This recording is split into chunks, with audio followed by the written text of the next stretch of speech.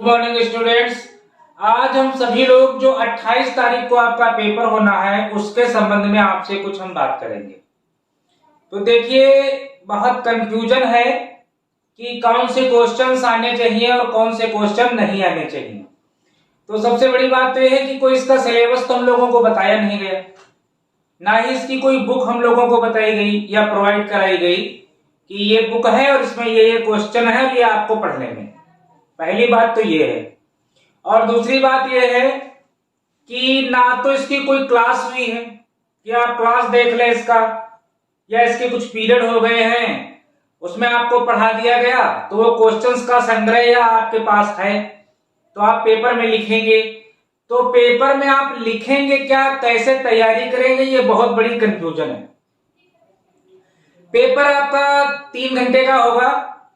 जैसे पिछले पेपर आपने दिए हैं इस वर्ष, आपने देखा है कि प्रत्येक सब्जेक्ट में 10 क्वेश्चन पूछे गए। 10 क्वेश्चंस में 5 क्वेश्चन आपको करने थे, जो आपको अच्छे लगे, जो आते हो वो 5 क्वेश्चन आपको अटेम्प्ट करने हैं। तो सेम वही कंडीशन भी यहीं पर आपके सामने है, लेकिन थोड़ा सा यहां पर बदलाव है, वो हम आपको बता देंगे कि क्या बदलाव है। सबसे पहली बात तो यह है कि आपके 10 क्वेश्चंस आने हैं टोटल। 10 में आपको 5 क्वेश्चंस करने हैं, ये चीज आप समझ लीजिए। 10 क्वेश्चन आपके पेपर में आने हैं, उसमें से 5 आपको अटेम्प्ट करने हैं। 5 में भी ये जो 5 का आंकड़ा है इसको आप जरा ध्यान दीजिए, ये 4+1 रहेगा। कैसे, ये क्या है, 4+1 क्या है? तो 4+1 ये आप समझ लीजिए। 4 का मतलब है कि 4 क्वेश्चन तो आपको पेपर में जो आए हैं 10 क्वेश्चन जो पेपर में आए हुए हैं उसमें से भी यहां पर देखिए जरा एक और बना देते हैं, 9+1 मतलब जो 9 क्वेश्चन हैं, टोटल क्वेश्चन आपके 10 आने हैं पेपर में, उसमें से 9 क्वेश्चन जो हैं उनमें से आपको 4 क्वेश्चन आपको अटेम्प्ट करने हैं। 9 क्वेश्चन जो हैं जो आने हैं पेपर में उनमें से 4 क्वेश्चन आपको अटेम्प्ट करने हैं हर हाल में। अब ये बच्चा 1 और 1 ये क्या है? तो 1 और 1 का मतलब ये है कि ये 1 का मतलब ये कि एक क्वेश्चन ये आपको करना है। कौन सा? ये कौन सा क्वेश्चन है? ये वाला। तो ये वो क्वेश्चन है जब आप अपना प्रवेश पत्र उठाकर देखेंगे तो उस प्रवेश पत्र में जो लिखा होगा, क्या लिखा है इसके बारे में मैं भी आपको आगे बताऊंगा। चलिए कुछ क्वेश्चंस पे हम लोग बात कर लेते हैं। अब इसको मैं जो 4+1 या 9+1 है मैं इसको भी आगे क्लियर कर दूंगा, आप निश्चित रहिए। चलिए पहला क्वेश्चन है, हम लोग देखिए पहला क्वेश्चन क्या है हमारा, इसको देख लेते हैं। कुछ क्वेश्चन हमने कलेक्ट किए हैं, उनको देखिए। अब पहला क्वेश्चन है, शारीरिक शिक्षा को परिभाषित कीजिए। शारीरिक शिक्षा को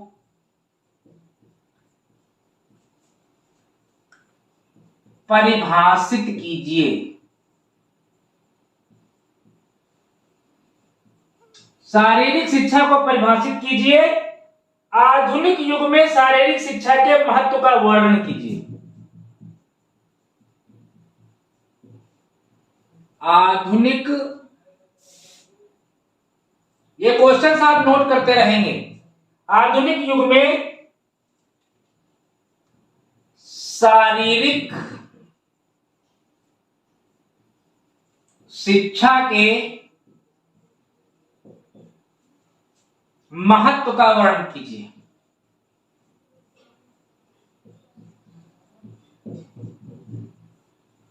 अब देखिए सारे क्वेश्चन तो हम आपको नहीं समझा पाएंगे, लेकिन एक आधे क्वेश्चन हम आपको जरूर बताते हैं। जैसे लिखा है कि शारीरिक शिक्षा को परिभाषित कीजिए, तो सबसे पहली बात है कि इसका आपको मैटर कहां मिलेगा। ये सारा मैटर आपको नेट पे मिल जाएगा। आप फोन उठाइए, गूगल बाबा के पास जाइए, सब कुछ आपको बता देंगे। एक दिन आपके पास पूरा है, कल एक दिन में आप चाहेंगे तो 5 से 7 या 8 क्वेश्चंस आप तैयार कर लेंगे हर हाल में, और एक क्वेश्चन तो आपका कंपलसरी है, वो मैं भी आपको बता दूंगा। तो है शारीरिक शिक्षा को परिभाषित कीजिए कि शारीरिक शिक्षा क्या है। तो देखिए शारीरिक शिक्षा में यही है कि खेलों के यानी पढ़ाई के साथ साथ हमें अपने शरीर का ध्यान रखना है। ऐसा ना हो कि हम लोग पढ़ते रहें और पढ़ते पढ़ते हम बीमार हो जाएं। तो जब हम बीमार हो जाएंगे तो हम क्या पढ़ेंगे। दूसरी बात यह है कि हम कोई दूसरा काम कर रहे हैं, मान लीजिए हम लगातार मोबाइल चला रहे हैं, हम पढ़ाई ही नहीं कर रहे हैं ना शरीर का ध्यान देख रहे हैं, कंटिन्यू मोबाइल ही चलाते चले जा रहे हैं, निरंतर मोबाइल देख रहे हैं, तो पूरा पूरा दिन मोबाइल देख रहे हैं। अब तो जमाना ही आ गया है मोबाइल देखने का। तो कुल मिलाकर बात यह है कि अगर हम दिन भर मोबाइल देख रहे हैं तो उस मोबाइल के दौर में, बिजी दौर में अपने शरीर को कितना ध्यान दे रहे हैं। शरीर अगर स्वस्थ होगा, कहते हैं स्वस्थ मस्तिष्क में ही, स्वस्थ शरीर में स्वस्थ मस्तिष्क का निवास होता है। तो आपका शरीर नहीं स्वस्थ है तो आप ना अच्छी पढ़ाई कर पाएंगे, ना अच्छा व्यायाम कर पाएंगे, ना खेल कूद कर पाएंगे, ना आपका माइंड चलेगा, आपका मन ही नहीं होगा, आप पड़े रहेंगे बिस्तर पे, आलसी हो जाएंगे धीरे धीरे। तो शरीर को किस तरीके से हमें चुस्त रखना है, दुरुस्त रखना है, उनके लिए क्या क्या करना है, कितना समय में मोबाइल को देना है, कितना पढ़ाई को देना है, कितना शरीर को देना है, शरीर को देने के साथ साथ कितना हमें जो है समय खेलों को देना है, कितना योगा को देना है, ये सब सारी चीजें आपको पता होनी चाहिए। यही हमारी शारीरिक शिक्षा है। क्योंकि शरीर के जिस तरीके से आप देखिए घर में जो उपकरण है, जैसे मान लीजिए आप साइकिल चलाते हैं तो समय समय पर साइकिल में भी ग्रीसिंग कराई जाती है, तेल डाला जाता है। आप मोटरसाइकिल चलाते हैं तो उसकी भी सर्विसिंग होती है। उसी तरीके से हमारा शरीर है, इसकी भी सर्विसिंग होती है। और इसकी सर्विसिंग हम कैसे करेंगे? व्यायाम के द्वारा करेंगे। और कैसे करेंगे इसकी सर्विसिंग? खेलों के द्वारा करेंगे, कूद के द्वारा करेंगे। जो आउटडोर गेम हैं उनसे हमारे जो शरीर है उसका विकास होता है। तो ये आप शारीरिक शिक्षा को परिभाषित करेंगे। यही शारीरिक शिक्षा है। क्या है शारीरिक शिक्षा? शरीर को कैसे स्वस्थ रखना है। अगला क्वेश्चन देखिए, इसी में बनना है कि आधुनिक युग में शारीरिक शिक्षा के महत्व पर वर्णन कीजिए। तो आज आधुनिक युग में हम शारीरिक शिक्षा का महत्व क्या है, हमने देखा कि जो हमारी आने वाली पीढ़ी है इस समय वो मोबाइल में बिजी है। जो बच्चा पढ़ाई में बिजी है वो केवल पढ़ाई में बिजी है। हम जब छोटे थे तो गांव के या मोहल्ले के सारे बच्चे कलेक्ट होते थे, फिर शाम को हम लोग खेलने जाते थे, खेलते थे, विभिन्न प्रकार के खेल खेलते थे। क्रिकेट खेलते थे, बैडमिंटन खेलते थे, वॉलीबॉल खेलते थे, फुटबॉल खेलते थे। लेकिन आज आप किसी भी मोहल्ले में देखिए बच्चा बच्चे से बात नहीं करता है, पड़ोसी से बात नहीं करता है। माहौल सब बदलता चला गया है। इसलिए देखिए आज हमारे जीवन में शारीरिक शिक्षा जैसे टॉपिक को हमारे जीवन में लाने की आवश्यकता महसूस हुई। इसकी आवश्यकता पहले हमारे दैनिक जीवन में थी ही नहीं, क्योंकि सभी लोग खेलते थे, व्यायाम करते थे, योगा करते थे। शाम को सभी लोग एक पास मिलते थे, बैठते थे, दूसरे का हाल चाल लेते थे। तो आधुनिक युग में शारीरिक शिक्षा का क्या महत्व? यही महत्व है। इसका महत्व हमें बताया गया है कि हम सभी लोग फिर से वही जो पुरानी दिनचर्या थी उसको फिर से लाएं जीवन में। आउटडोर गेमों को अपने जीवन में शामिल करें, योगा को अपने जीवन में शामिल करें और अपने शरीर को स्वस्थ बनाने में अपना योगदान करें। इस भाग दौड़ भरी जिंदगी, ये छोटों के लिए नहीं है, ये तो बड़ों के लिए भी है। कैसी भाग दौड़ भरी जिंदगी में जो हमारे बड़े लोग हैं, जो पैसे के पीछे पूरा दिन पैसा पैसा पैसा, कितना पैसा आ जाए उसमें अपना शरीर भूलते चले जा रहे हैं। इसलिए इस सब्जेक्ट को लाने की आवश्यकता महसूस हुई है। चलिए देखिए क्या है इसका, क्या महत्व है। आधुनिक युग में शारीरिक शिक्षा का क्या महत्व है। देखिए जैसे कुछ हेडिंग्स हमने निकाली है, देखिए मैं लिख रहा हूं। बच्चे का सुव्यवस्थित वृद्धि एवं विकास,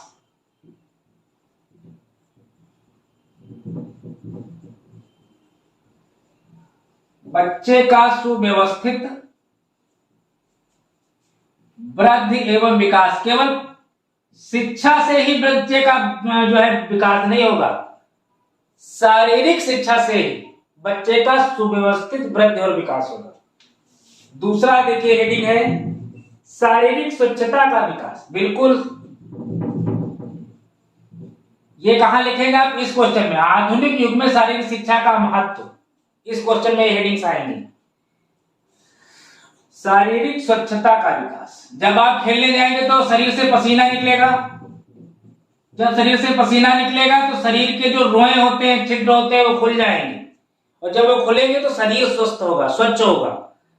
शरीर नहाने से स्वच्छ नहीं होता है, शरीर पसीना जब निकलता है उससे स्वच्छ होता है। जो शरीर के जो छिद्र है, रोम है, वो खुलते हैं। हमारे प्रधानमंत्री मोदी जी कहते हैं कि हर व्यक्ति को 24 घंटे में एक बार कोई ऐसा काम जरूर करना चाहिए जिससे उसका एक बार पसीना निकले। अगला देखिए, भावनात्मक विकास। भावनात्मक विकास होगा, क्योंकि पहले लोग एक पास बैठते थे तो एक दूसरे के साथ खेलने जाते थे, तो वो लोग एक दूसरे से भावनात्मक रूप से जुड़ जाते थे। किसी के ऊपर कोई समस्या होती थी, वो तो सब एक साथ खड़े होते थे। किसी का कोई शादी ब्याह होता था तो वहां भी साथ में जाते थे। तो भावनात्मक विकास होगा अगर शारीरिक शिक्षा को महत्व को बढ़ाया जाए। अगला है अनुशासन का विकास। खेलों से अनुशासन का तो विकास होता ही, इसमें कहने की क्या बात है। अनुशासन का विकास होगा। अगला देखिए, सहयोग की भावना का विकास। जब आप खेल कूद में आउटडोर खेल खेलेंगे तो एक साथ जाएंगे, उसमें टीम बनेगी, और जब टीम बनेगी तो उसमें सहयोग की भावना का विकास होगा। टीम में सहयोग की भावना का विकास होगा। अक्सर आपने क्रिकेट देखा होगा, तो क्रिकेट में एक दिन में 11 प्लेयर उतरते हैं मैदान में, लेकिन टीम के साथ 15-16 प्लेयर जाते हैं। बीच में आपने देखा होगा कि ब्रेक होता है तो कोई खिलाड़ी, उसी टीम का खिलाड़ी किसी दूसरे खिलाड़ी के लिए पानी लेकर मैदान में आता है। तो पानी लाने का ये मतलब नहीं कि वो छोटा हो गया, ये टीम भावना है। टीम भावना के साथ ये कार्य हो रहा है। अगला है सहानुभूतिपूर्ण व्यवहार का विकास। सहानुभूतिपूर्ण व्यवहार का विकास। सहानुभूति हो जाएगी एक दूसरे से, जब एक दूसरे से मिलेंगे। अतिरिक्त ऊर्जा को प्रणालीबद्ध करने में सहायता।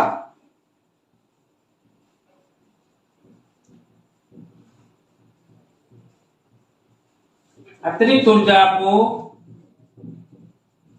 प्रणालीबद्ध करने में सहायता। जो अतिरिक्त ऊर्जा हम लोगों के शरीर में होती है उसका कैसे यूज होगा? तो ये खेल कूदों के द्वारा यूज होगा। स्वास्थ्य शिक्षा का ज्ञान, ये सबसे इंपॉर्टेंट बात है। जब आप खेलने ही नहीं जाएंगे मैदान में, किसी से मिलेंगे ही नहीं, तो आपको खेलों के बारे में, स्वास्थ्य के बारे में किसी प्रकार का, पूरा दिन घर में ही बैठे हैं तो आपको किसी प्रकार की जानकारी नहीं हो पाएगी। तो स्वास्थ्य शिक्षा का ज्ञान होगा सबसे, और यही चीज सबसे इंपॉर्टेंट है। आज का जो टॉपिक है वो इसी पर आधारित है। तो देखिए, एक क्वेश्चन हमने आपका कंप्लीट कर दिया। पहला है शारीरिक शिक्षा को परिभाषित कीजिए, तो आप उसको पहले परिभाषित करेंगे।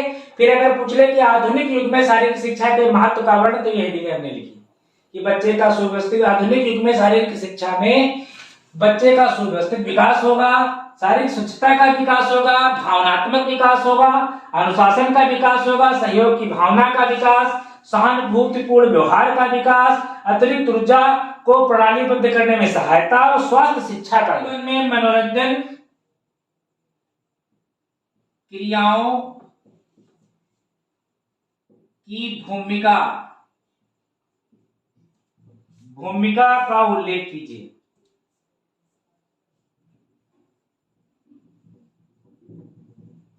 अब दैनिक जीवन में मनोरंजन क्रियाओं की इसकी भूमिका का क्या उल्लेख है? दैनिक जीवन में आप मनोरंजन जब तक नहीं करेंगे, आपका जो शरीर है वो स्वस्थ नहीं होगा, मस्तिष्क स्वस्थ नहीं होगा। इसमें कहा गया है कि 24 घंटे में एक बार व्यक्ति को खुल के हंसना चाहिए। उससे क्या होगा कि जो मस्तिष्क में जो गंदगी होती है वो बाहर निकल आती है। तो मनोरंजन जब तक आप नहीं करेंगे, आपका माइंड फ्रेश नहीं होगा, और जब तक आपका माइंड नहीं फ्रेश होगा, आप कुछ नया सोच नहीं सकते, आप अच्छा पढ़ नहीं सकते, आप अच्छे विद्यार्थी नहीं बन सकते। तो जो मनोरंजन की चीजें हैं जैसे खेल कूद, टीवी, मोबाइल, ये भी मनोरंजन में आता है। मोबाइल देखना, तो इसकी भी एक सीमा है। टेलीविजन देखने की एक सीमा, हर चीज की आती, हर चीज की खराब होती है। तो खेल कूद, टेलीविजन, मोबाइल देखना, क्रिकेट खेलना, भाग दौड़, शतरंज, टेबल टेनिस, हॉकी, बैडमिंटन, ये जितने भी मनोरंजन के साधन हैं, ये सब हमारे शरीर को स्वस्थ रखने में अपनी महत्वपूर्ण भूमिका निभाते हैं। तीसरा क्वेश्चन देखिए, एक व्यक्ति के व्यक्तिगत एवं सामाजिक विकास में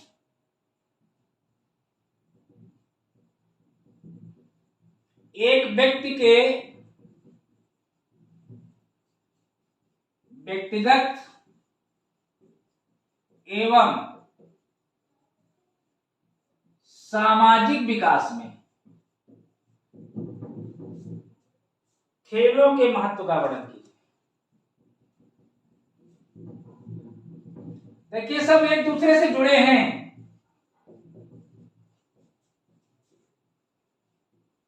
एक बात मैं आपको बता दूं, सब क्वेश्चन एक दूसरे से जुड़े हैं। अगर आपके अंदर लिखने की क्षमता नहीं है, यानी लिखने की क्षमता का अभाव है, एट ए टाइम आपका जो माइंड है वो कितना ज्यादा एक्टिव होता है और कितना ज्यादा वो लिख सकता है और एट ए टाइम वो कितनी हेडिंग्स बना सकता है उससे संबंधित, ये आपकी क्षमता पर निर्भर करता है। एक योग्य विद्यार्थी की क्षमता को दर्शाता है। सारे क्वेश्चन जो मैं लिख रहा हूं सब एक दूसरे से जुड़े हैं। केवल आपको जरूरत है कि आप हेडिंग कैसे लिखें, तुरंत कैसे उसके अंदर जो है अपने बात रखें, कितनी फुर्ती से, कितने कम समय में आप क्वेश्चन को अटेम्प्ट करें, ये चीज बहुत इंपॉर्टेंट है।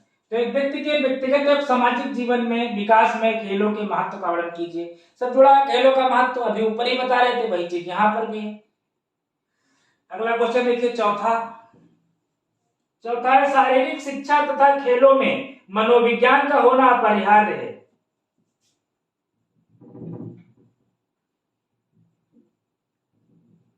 शारीरिक शिक्षा तथा खेलों में मनोविज्ञान का ज्ञान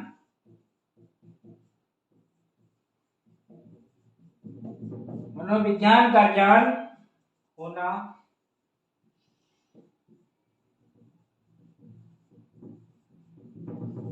अपरिहार्य है, विवेचना कीजिए।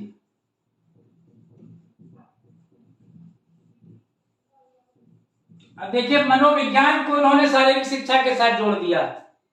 तो इस क्वेश्चन को आप देखिए, कुछ हेडिंग से, एक दो हेडिंग में बताता हूं, बाकी आप जोड़ लेंगे। खेलों में मनोविज्ञान, देखिए इसको कैसे हल करेंगे। खेलों में मनोविज्ञान, मनोविज्ञान का खेल में क्या जरूरत है इसकी, मनोविज्ञान की क्या जरूरत है। तो देखिए पहली जरूरत क्या है इसकी, प्रदर्शन में सुधार। अगर आप मनोवैज्ञानिक तरीके से खेल खेलते हैं, मन लगाकर खेल खेलते हैं, तो आपके प्रदर्शन में जरूर सुधार होगा, जैसा भी आप खेल रहे थे। सेकंड नंबर देखिए, प्रेरणा और प्रतिक्रिया।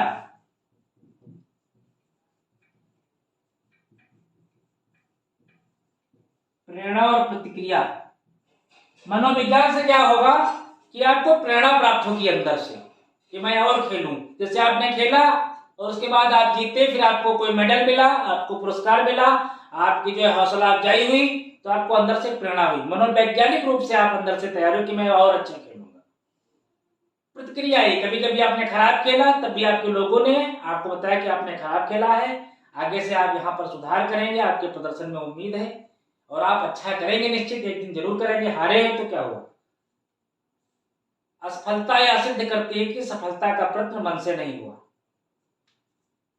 अगला पॉइंट देखिए, अच्छे खिलाड़ियों की चुनाव में सहायक।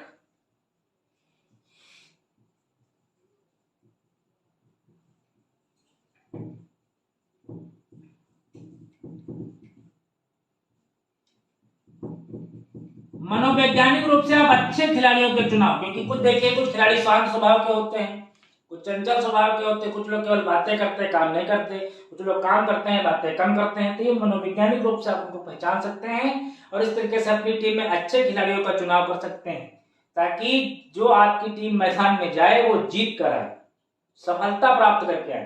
तो कुल मिलाकर खेलों में मनोविज्ञान का होना बहुत आवश्यक है, इससे हमें बहुत सारे लाभ मिलेंगे। ये 4 क्वेश्चन हमने आपके तैयार कराए, इन्हें आप नोट करें। आगे 5 नंबर पे चलते हैं। अब केवल क्वेश्चंस लिख देंगे, बाकी आप अपने आप तैयार करेंगे। 5वां क्वेश्चन है, शारीरिक दक्षता को परिभाषित कीजिए। शारीरिक दक्षता को परिभाषित कीजिए।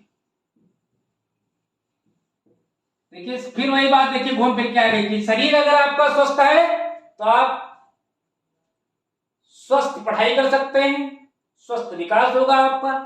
शारीरिक दक्षता को परिभाषित कीजिए। शारीरिक दक्षता की आवश्यकता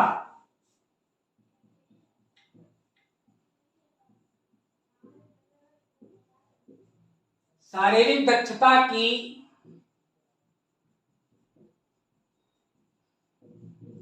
आवश्यकता एवं महत्व का वर्णन कीजिए।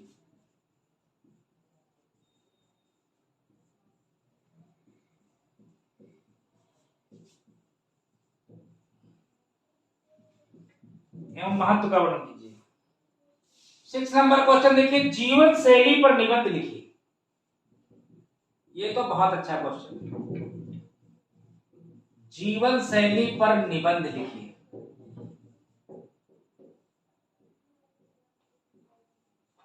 आप अपना जीवन किस तरीके से जीते हैं उस पर आप निबंध, कितने बजे सो के उठते हैं आप, कितने बजे पढ़ाई करते हैं, कहाँ टाइम टेबल आपका लगा हुआ है, कितना खेलते हैं, कितना मोबाइल चलाते हैं, कितना टीवी देखते हैं,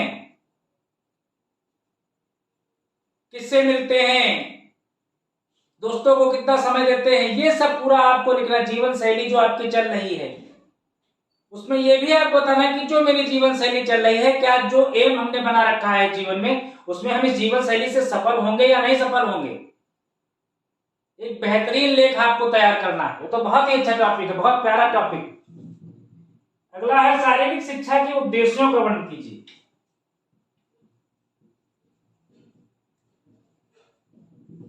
शारीरिक शिक्षा के उद्देश्यों का वर्णन कीजिए।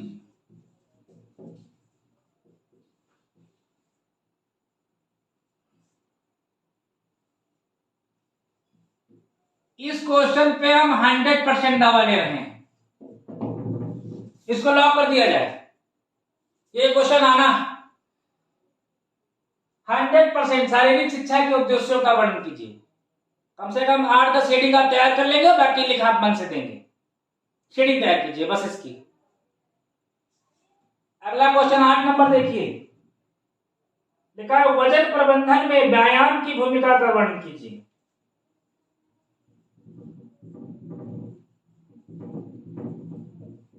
वजन प्रबंधन में व्यायाम की भूमिका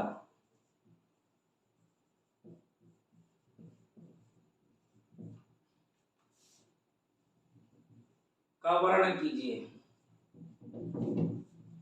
देखा होगा बहुत सारे लोग मोटे हो जाते हैं, पेट निकल आता है। तो अगर आप मोटे हो रहे हैं इसीलिए आप मोटे हो रहे हैं क्योंकि आप व्यायाम नहीं कर रहे हैं। पेट आपका इसीलिए निकल रहा है कि आप व्यायाम नहीं कर रहे हैं। आप सुस्त हैं इसीलिए क्योंकि आप व्यायाम नहीं कर रहे हैं। आप देर से सो के उठते हैं, इसका भी मूल कारण है कि आप व्यायाम नहीं कर रहे हैं। आप पढ़ते हैं, आपको याद नहीं होता, इसका भी मूल कारण है कि आप व्यायाम नहीं कर रहे हैं। आप दिन भर मोबाइल देख रहे हैं, दिन भर आप कमरे में अपने बैठे हुए हैं, दिन भर टीवी देख रहे हैं, दिन भर अपने में खोए हैं, इसका भी मूल कारण है कि आप व्यायाम नहीं कर रहे। तो व्यायाम का हमारे जीवन में बहुत महत्व है। अगर आप व्यायाम करेंगे तो आपके शरीर का वजन नहीं बढ़ेगा, क्योंकि जिस व्यक्ति के शरीर का वजन बढ़ जाता है, आप मान लीजिए उसका शरीर रोगों का घर बन जाता है। अगला 9 क्वेश्चन,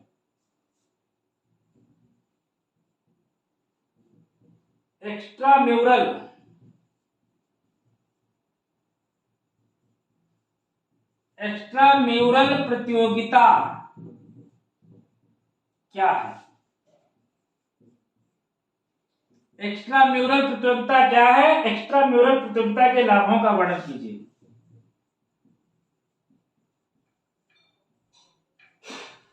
एक्स्ट्राम्यूरल प्रतियोगिता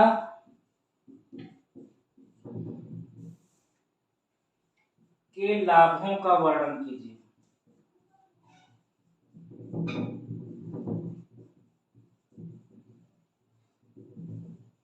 एक्स्ट्राम्यूरल का मतलब है कि आपने अपने शरीर को स्वस्थ बना लिया है, आप व्यायाम करते हैं, आप खेलते हैं, अपने शरीर को ध्यान देते हैं, तो आप अन्य बच्चों की अपेक्षा कम समय में अच्छी पढ़ाई कर लेंगे और अच्छा कंपटीशन भी कर लेंगे। उसका क्या लाभ है, ये आपको लाभ दिखाई देगा। 9 क्वेश्चन।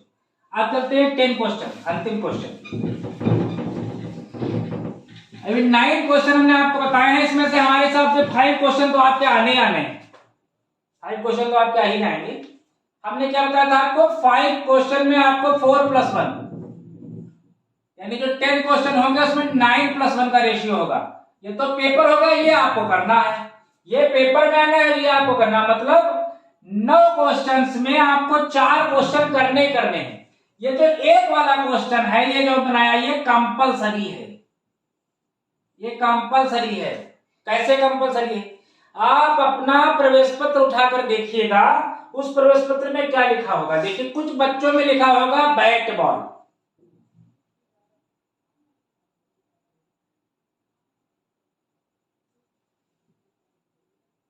फुटबॉल लिखा, मान लीजिए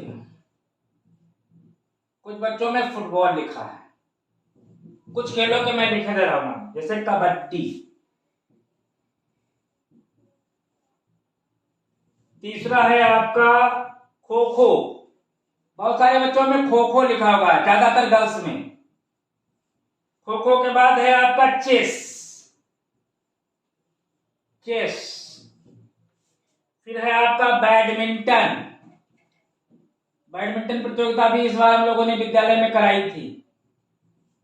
6 नंबर पे देखिए, जैसे लिखा है साइकिलिंग, कुछ लोग साइकिलिंग बहुत अच्छी करते हैं, साइकिलिंग ये भी प्रतियोगिता है। फिर है आपकी शूटिंग, मेले में जाइए देखिए शूटिंग प्रतियोगिता आपको मिलेगी, गुब्बारे को फोड़ना है। फिर है आपका नेटबॉल, फिर है आपका रग्बी, एक रग्बी खेल होता है, नया नाम है रग्बी। एक खेल है आपका, देखिए इधर कुछ खेल हमने लिखे थे, वॉलीबॉल,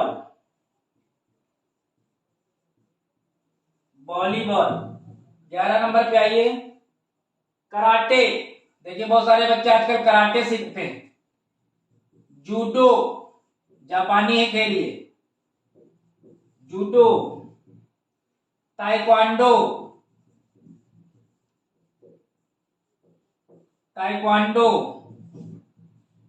फिर है आपका बहुत ही फेमस क्रिकेट, फिर है आपका बास्केटबॉल,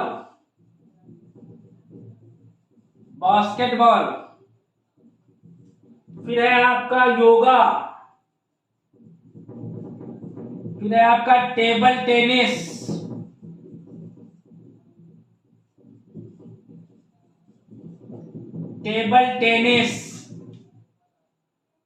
फिर है आपका लॉन टेनिस,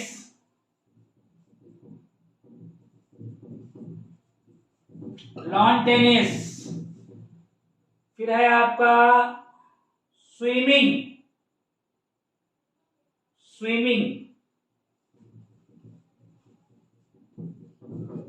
पोलो। 20 गेम्स हमने लिखे हैं, बाकी बहुत सारे और भी गेम्स हैं, बहुत गेम्स हैं। अब ये आपको जब पेपर मिलेगा तो उस पेपर में ये सारे आपको उसमें खेल लिखे होंगे, तो जो खेल आपके उसमें लिखा हुआ है आपके प्रवेश पत्र में, जैसे मान लीजिए आपके प्रवेश पत्र में खो खो लिखा, तो आपको खो खो के बारे में लिखना है। जिस बच्चे के प्रवेश पत्र में क्रिकेट लिखा हुआ है उसको सबके बारे में लिखना है, केवल क्रिकेट के बारे में लिखना है। तो ये आप अपना प्रश्न पत्र उठा के देखिए उसमें क्या लिखा है। किसी बच्चे के बारे में कबड्डी लिखा होगा, किसी बच्चे के उसमें प्रश्न पत्र में, तो उसको कबड्डी के, चलिए 4 क्वेश्चन वो करने हैं 9 में से, और एक क्वेश्चन ये आपका पहले से आउट है पेपर कि जो आपके प्रश्न पत्र में खेल लिखा है उसके बारे में लिखना। तो इसको शुरुआत से लेकर के अंत तक क्रिकेट, जैसे मान लीजिए किसी बच्चे के उसमें लिखा हुआ है तो क्रिकेट कब से शुरू हुआ, क्रिकेट है क्या, कितने खिलाड़ी होते हैं, कितने ओवर होते हैं, कितने प्रकार के मैच होते हैं, कब से शुरू हुआ, आज इसका हमारे जीवन में क्या महत्व है, इससे हमको क्या लाभ है, इससे हमको क्या हानियां हैं, ये कितना फेमस है, इससे कितना हम लोग धन अर्जित करते हैं या कर सकते हैं, इसका हमारे जीवन में क्या महत्व है। ये जो भी आपको इसके बारे में जानकारी मिले आप उसे कलेक्ट करिए और लिखिए। ऐसे जिस किसी बच्चे के बारे में मान लीजिए शूटिंग लिखा हुआ उसके पेपर में, तो शूटिंग कब से शुरू हुई थी, गन कैसी होनी चाहिए शूट करने के लिए, ठीक, इसके टीचर कैसे होते हैं, ये सब पूरी जानकारी, कितने मीटर पे शूटिंग होती है, कितने प्रकार की शूटिंग कराई जाती है, अंतरराष्ट्रीय स्तर पे इसके कौन कौन से आयोजन होते हैं। तो ये सब सारी चीजें आपको उस पर्सनल सब्जेक्ट के बारे में लिखना है जो आपके प्रवेश पत्र में लिखा हो। तो ये तो क्वेश्चन आपका आउट है। और अगर आप आउट क्वेश्चन जो हम आपको बता रहे हैं, 2 क्वेश्चन तो मैंने आपको बता दिया, एक तो ये आपका आउट है, 100% ये हो गया कि आना ही आना है, और एक क्वेश्चन हमने और बीच में 100% पे टिक किया, 2 क्वेश्चन तो मैंने आउट कर दिए। अगर जो क्वेश्चंस मैंने आउट कर दिए हैं वो क्वेश्चंस अगर आप नहीं कर पा रहे हैं मतलब आप नहीं पढ़ रहे हैं, ये आपकी फिर क्षमता पर प्रश्न चिन्ह उठाता है। बाकी अगर इसके बारे में और अगर आपको कुछ कंफ्यूजन है तो आप मुझे वीडियो में नीचे देखने के बाद कमेंट डाल सकते हैं। प्रयास करूंगा कि कल का दिन और है तो मैं उसे और सुधार सकूं।